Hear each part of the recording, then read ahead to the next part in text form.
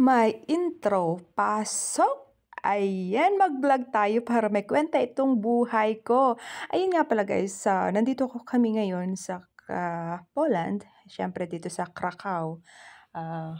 Ayan, so sa dami-daming dapat sa dami naming tourist spot na pupuntahan namin dito is naisipan namin puntahan ang sementeryo dito.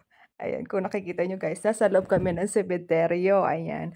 Na-curious ako, sabi ko tara puntahan natin yung sementeryo kasi malapit lang naman yung ano, malapit yung apartment namin is konting ano lang talaga, siguro mga 5 minutes lakarin mo nandun na kami sa ano, nandun na sa sementeryo. So ayan, so nag-video-video ako dito tapos ayan, hindi ko parang ang lahat-lahat ng mga nakalibing is parang ano, siguro puro mga Katoliko kasi lahat may mga krus-krus yung ano, bawat bawat ano nila, bawat, tawag dun? Ayun, bawat pansyon, ayun, may mga krus. Tapos hindi ko naman mabasa yung mga pangalan kasi ang hirap basahin. Ano, polish.